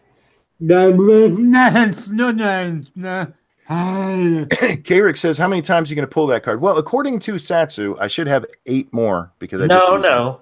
What? Actually, you got 7 more. I haven't used it for anything. You used it. You had 8 left at the end of the last stream. No, you told me I had 9. But you said it one more time before the stream was over. I just didn't say anything. What are you talking about? Satsu has decided that I'm only allowed to use the I fell down the stairs excuse so many times. Yeah, he only can play that card so many times. Like, we only allow 10 per deck. 10 per deck. And how long does the deck last? Until he falls down the stairs again, and then it replenishes. Now, does it go just back up to 10 or do I get 10 more? No, it just goes back up to 10. Oh, that's some bullshit. Well, stop using it so much. Use it sparingly, monkey. Monday Matt says, what's better than being a YouTube personality? A pension. Hey, you're not wrong. True story. God, if only pensions were still really a thing widespread. Oh my God. Well, monkey, he was using that shit for everything. He was like, "Hachoo! Oh, sorry guys, I fell down the stairs." No, you motherfucker. No, that is not true. I kept forgetting things or doing fucked up stuff, and it was even for me, it was out of character. So I'm like, remember, and then I did it one time jokingly. He's like, "You can't do that no more." I'm like, fuck off. Satsu, what if we push him down the stairs? That's mean. That's called assault and attempted murder. Congratulations. If you push him down the stairs, then you get 10 uses. Yes. Corey says monkey depends on how many stairs you fall down. So far, it hasn't been higher than, well, no, there's one time it was higher than halfway, but I slid on my ass, so it wasn't so bad. We need to take you to the top of the stairs that Rocky ran up so you can have something really memorable. Oh, there you go. Yeah. Fall down Rocky stairs. Watch me roll. As we play Fall of the Cripple, which would be the best place to do that, actually. Man, I've watched that so many times. That is so good. Snub says, did you see Jeff Holliday's video? I did. I didn't watch the whole thing. And that's something I do want to address real quick. Thank you, Diesel Dave. Words are hard. Donut operator. What's the donut operator thing? I don't know. Jeff, his video is about media influence and such, but he brought up that I forget the name of the media company that had all of their hosts read the same. Oh, Sinclair. Sinclair, thank you. Yeah, I've seen this compilation of all of the people reading the Sinclair things, and people like, this is worrisome. I don't see how. It was literally a script that everybody in the company. Now, if you take their actual news stories, and you can do that with their actual news stories, then you have a problem. But if it's just people reading a station announcement, I don't see how that's an issue. Am I wrong there? I don't know. I mean, like you said, it's sort of like it's a company policy, and they're all part of the same company. It sounds a little canned. It obviously isn't coming from the minds of the people reading the stuff. But that's I guess that's part of the thing is I don't know the entire script that they read, but I don't think at any point they say Sinclair Broadcasting Group would like you to know blah. It seemed to be like they were trying to pass it off as something that particular station was stating as a matter of principle or whatever. Mm-hmm. So maybe that's sort of the misdirection people are kind of ticked off about, that their local news people aren't speaking from the heart. They're speaking from the script as dictated them by the overlord company. Maybe that's it, but otherwise I don't really have a problem with it either. Yeah, cause I've seen, now again, if you have a news story of them doing that, that would be problematic. God damn it. I use that word. Monkey, no! Shit. That would be a problem, because then you have, the news is being handed down from a top source. You know what I mean? I would find that distressful. Mm-hmm. But just a station announcement of station principles, I don't have a problem with that. And I think people way overreacted to it. Yeah. Donut operator is a YouTuber who's sued to be a SWAT member that revives police videos online to see if they were legit used. Oh, okay. Oh, and Matt explains it from there. You go. The issue wasn't so much about the scripting. It was about the line about fake news and being a threat to our democracy, especially when Sinclair. But see, I don't have a problem with that. I really don't. Let's be honest. We know fake news is out there. Whether you think it's a threat to our democracy or not, they're still just reading a station from the top down kind of thing. The same way, if you work in any company and they go, okay, read this to your employees. I mean, I don't really have a problem with that. Again, if it was a news story that you can do that with, then we'll talk. Otherwise, I didn't have a problem with it.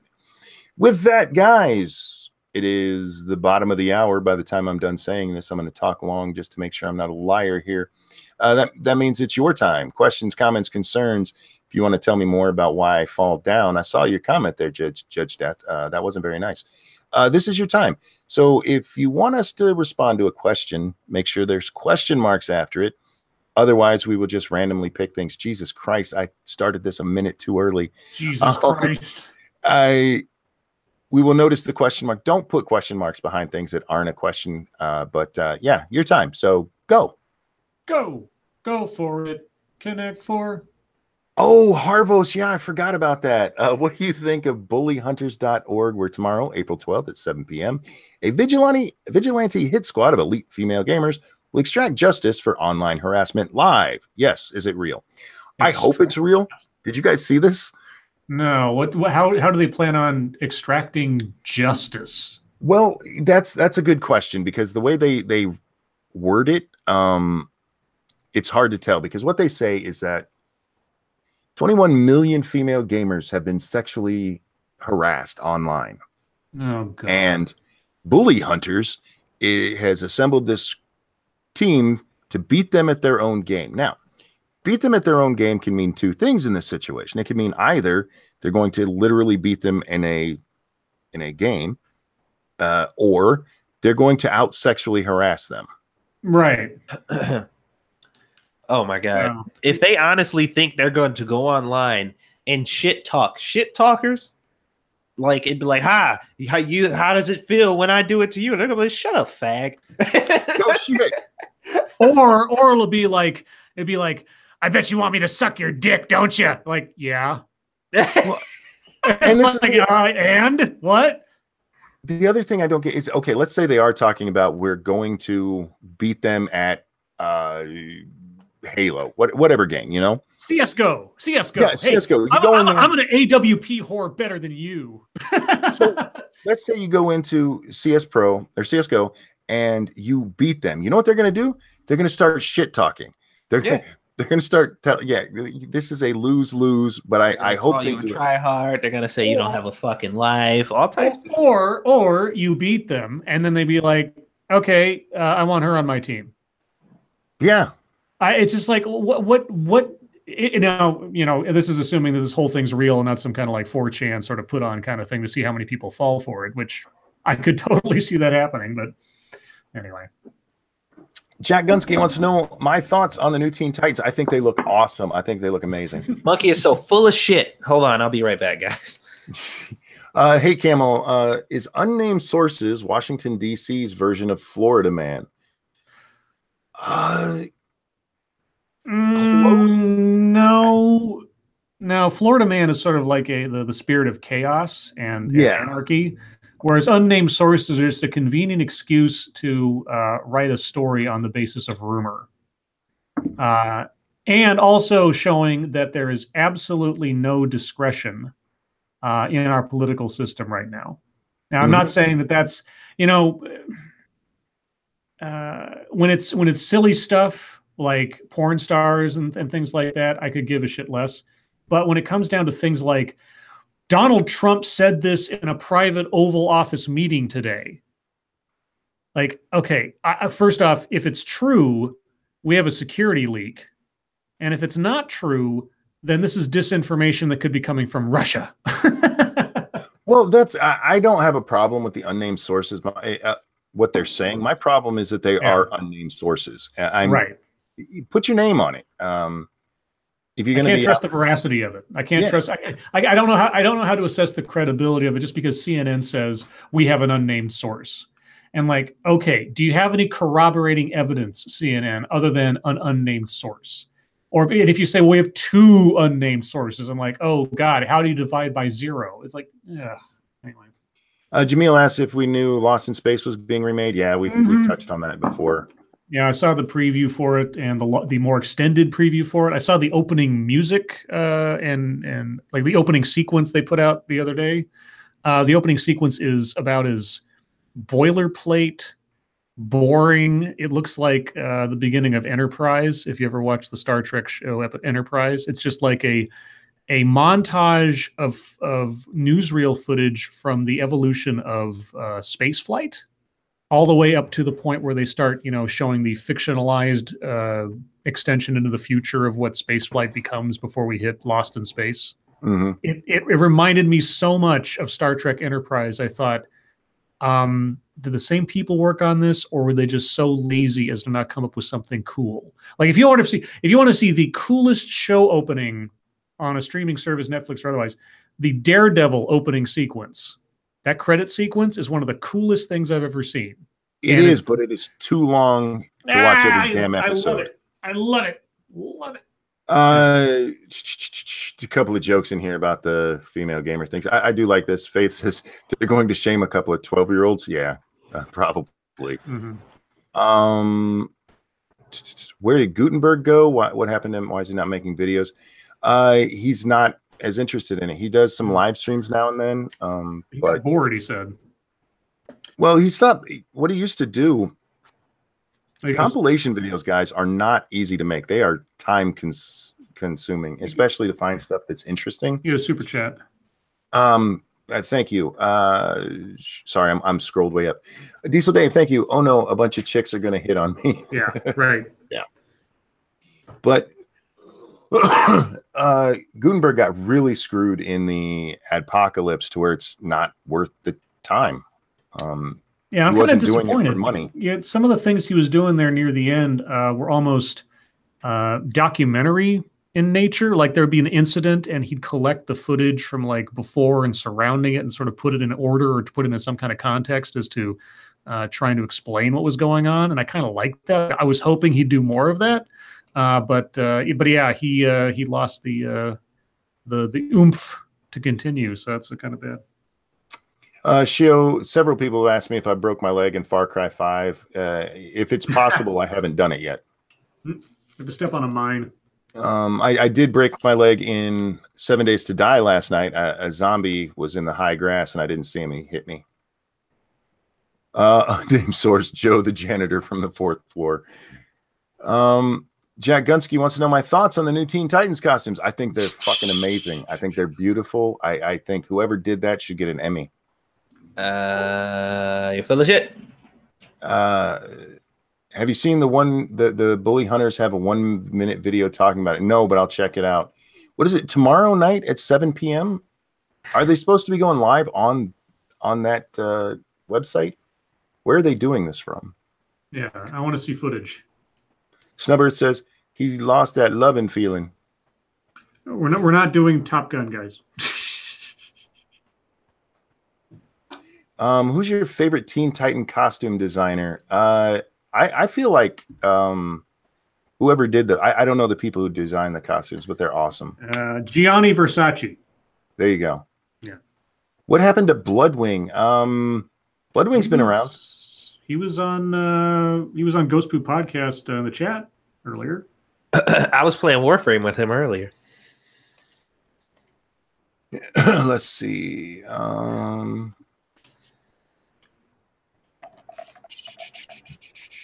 Bloodwing is playing 7 Days to Die right now. That's what's going on with him. What's the worst alcohol you guys have ever had? I had an alcoholic beverage called a salty dog, and it was the nastiest fucking thing I've ever drank. I had incorrectly prepared. What's the word I'm looking for? My brain suddenly lost it. Absinthe. That's what it was. Incorrectly prepared absinthe is disgusting. I've had well-prepared absinthe in New Orleans. That shit was smooth and tasty as fuck. But when it's done badly, it tastes badly. I don't drink all that often. There you go. I mean, I just don't like the taste of dark liquor. So pretty much anything that I've ever tasted with dark liquor in it was a terrible experience for me. Peter wants to know if we watched Nick Fuentes versus AIU over on Andy's channel. I did not. I can't stand Nick Fuentes, that big ass head of his.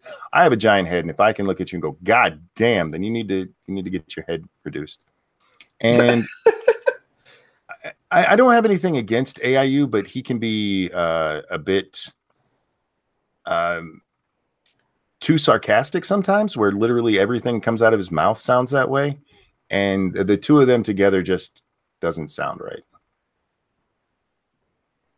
Did either of you watch it? No. I was working today. No. Satsu loves them pussy drinks. Speaking of pussy drinks. Oh, God. Oh, no. You learned of something over on Ghost Poo, didn't you, Scribe? Yeah, there is a, and apparently this is a real thing. Apparently, there is a vagina-inspired and brewed beer for sale. And by brewed beer, I mean purportedly vaginal yeast is used in the manufacture of this stuff. That brewery has to smell just awesome. Scribe,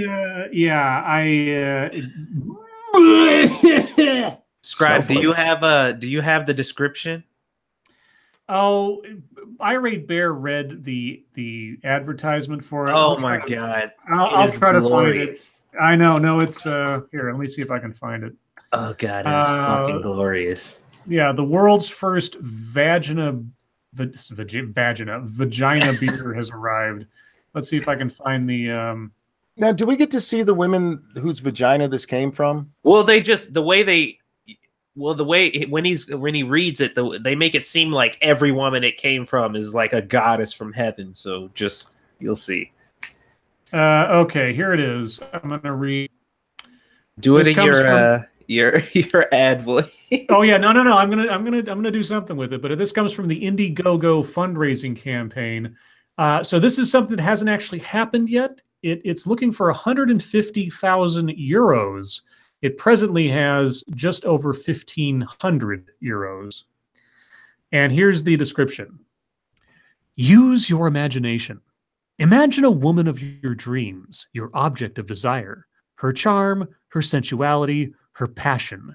Try her taste, feel her smell, hear her voice. Imagine her massaging you passionately and whispering into your ear everything you want. Now, free your fantasies and imagine that with a magic wand, you can close it in one bottle of beer. What? The golden drink brewed with her lure, grace, and flavored with instincts. Imagine the beer of which every sip is a rendezvous with this hot woman of your dreams. She hugs you and kisses you gently, looking straight into your eyes. How much would you give for that beer? Thank you, Snubbirth. Why can't they do something less gross like breast milk and cakes? Did they say feel her smell? Feel her smell. Yes. So feel the wind of her breaking from her ass as she, I don't know. So you open it up and it's like a queef? Face. Okay, I have so many questions. That is beautiful. It's called the Order of Yanni. Oh my god. Okay. If you had a chance to have, say, roaming millennial beer, would you take it? Well, is it made of roaming millennial? Yeah.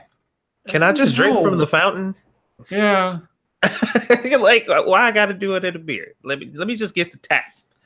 Oh, wait. It says, so the woman they have posing for this, oh my God, the caption to the photo of her says, beautiful Czech model Alexandra Brendlova, our source of yoni.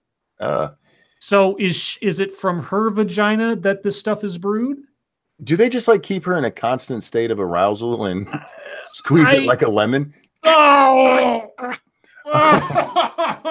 No, they put her in a fucking really hot room. And what do I get for my my Indiegogo donation? Jack Gunsky asks, is the bottle shaped like a sad fat woman's dildo? No, it actually looks like a champagne bottle. Go ahead. I'm sorry. If I pay 10,000 euros, that's the highest tier. You know what it's called? What's tier? That? Girl Fiends Bacteria. Ew. I'm not even kidding. They spelled girlfriend wrong. It's Girl Fiends Bacteria. This has got to be a joke. This has to be a joke. Voucher. Now, here's what I get. I get a voucher for 60 bottles of beer produced on my girlfriend's vaginal bacteria. So you got to swab your old lady and send it in? Come here, honey. Wait. Additionally, may require visit by gynecologist in Poland or Germany. This is a total scam. This is total scam. This is just a prank. This is hilarious. This is actually probably fraud. And if Indiegogo hasn't already figured it out, they really need to stop it because this is, or if it's true, if this guy actually means it, if you pay 10,000 euros, you have to fly to Poland to have a gynecologist there sample your girlfriend's vaginal bacteria to brew some beer for you. Thank you, ex-Bubba Hotip. He says, I can go away for 2 minutes. What the fuck happened? Vaginal Monkey beer. wanted to hear about vaginal beer, and so I just read it. You know? I am surprised something like this hasn't happened before. Don't they have like a vaginal perfume too? I wouldn't be surprised at this point. Where yeah, you can get your woman's pussy scent all over you, you know, to keep other women away. There you there's go. that, what, vag bacon, fucking vag bread. Let's see. We had tastes great, less filling. What? I'm of two minds of this. I mean, as a dude, I'm like, I'd lick that, but I don't know if I want it, you know, warmed up and brewed In your tummy.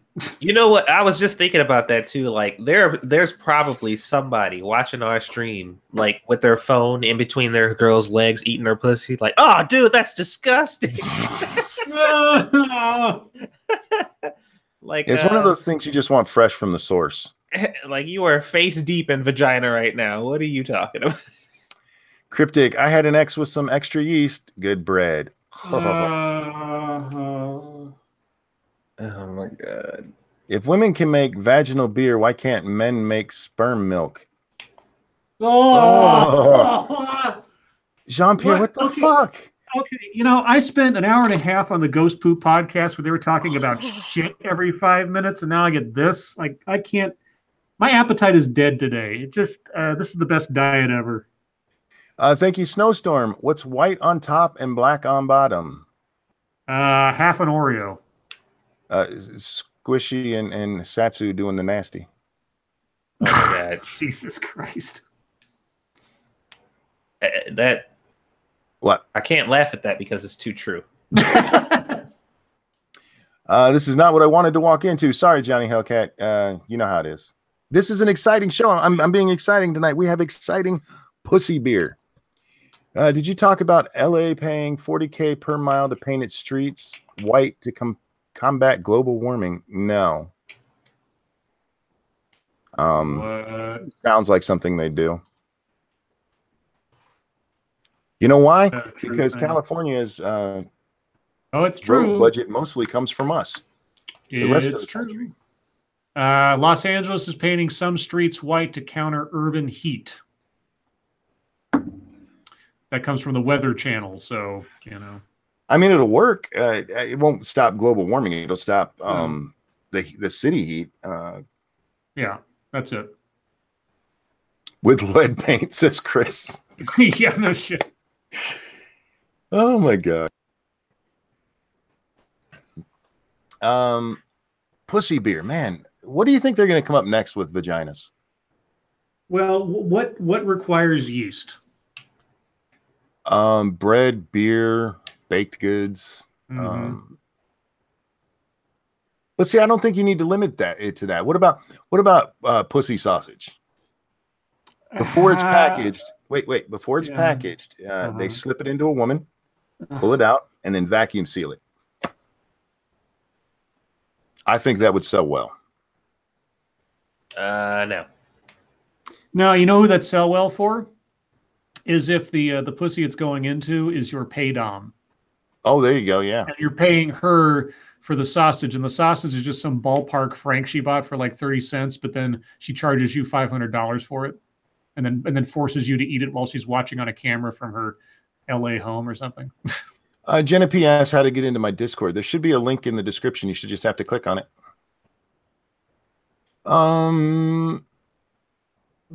Pussy pizza. You won't believe the special sauce. Oh yeah, yogurt. Yogurt is made with bacteria,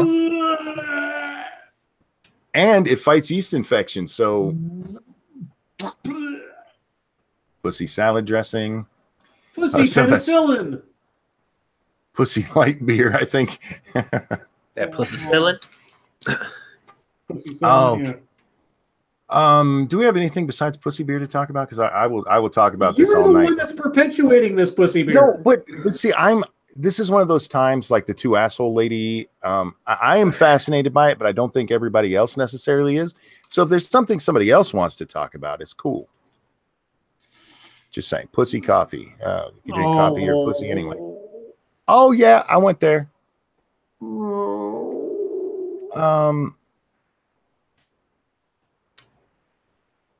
Pussy bottle water, clean water to the snatch and into the bottle. You know, you could sell that. You could sell that. It's mother's milk. I just want to. I kind of want to smell the brewery. I want to see if it, you know, if it's got that slight, you guys know what I'm talking about. That smell. We all know that smell. That smell. Well, since Monkey is not reading questions in chat, I'm reading chat. But sometimes we get a little distracted. So if you asked a question, SDW, you can ask it again. And I promise you, I will watch. Ask your question, SDW. I'm on you. Let's do it. Let's do it. Give me a question. Are you making SDW the new Peter? If he doesn't ask me a question, yes. Ranting Monkey, you want some dick cheese to go on your pussy bread sandwich? Oh, dick cheese is probably one of the worst things. It's just that those two words together, the worst sounding things. To me, it's like, people get upset by the word moist. If you want to make me go, huh, it's dick cheese. That's just nasty. What about the lounge singer Richard Cheese? I didn't know of him. Okay. Dick cheese. SDW, what's your question? Come on. Don't like the schmegma. Satsu, what's the stupidest thing you did as a kid? I tried to run up a wall and do a backflip on a rainy day. Oh. And it wasn't successful. Point Curation. So what's the kindest thing you have to say about someone who annoys you? The kindest thing. Give me a specific person, because otherwise. Well, you have to. Who's someone that annoys you, Monkey, and then say something kind about them? Somebody who annoys me. God. Tonka. Tonka doesn't really annoy me. No. I mean, this is the thing. I might get annoyed by somebody for short term, but like Tonka's out doing his thing. I'm here doing mine, and I don't really think about him. Yeah. Somebody who annoys me. I don't know. David okay, Hogg. how about Vegan Gains? Okay. Vegan Gains annoys me. And you want me to say something nice about him? He's a passionate man. How about David Hogg?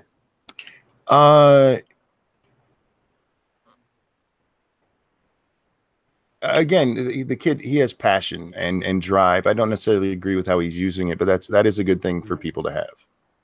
All right. Do Riley Dennis. Oh, okay. Fuck. Yeah,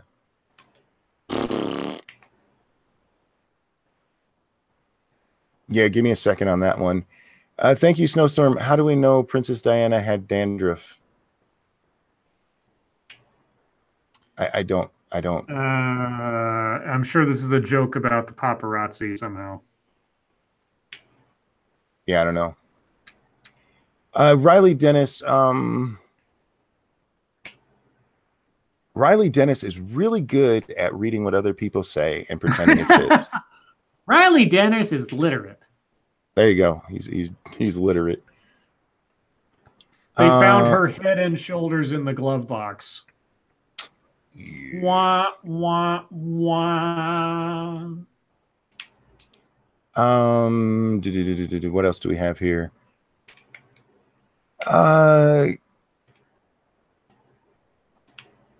I don't know. Jenna, you can say me, sure, Scribe wants to, if not a YouTube thing. No, Jenna, you don't annoy me. Oh, okay. I got you. You don't annoy me. I just want you to rest up and like not hurt yourself anymore. Just don't do that. You know who annoys me? Is Jean-Pierre in chat there. Because if you ask a question and we don't immediately answer it, he starts doing it in caps. And I will say this: Jean-Pierre knows a lot about movies and stuff, and he only annoys me mildly. It's easy to say things about him because he only annoys me mildly. I enjoy chatting with him over on like Minions of the Zoo. Confirm Monkey wants to fuck Riley Dennis. Matt, that's not nice.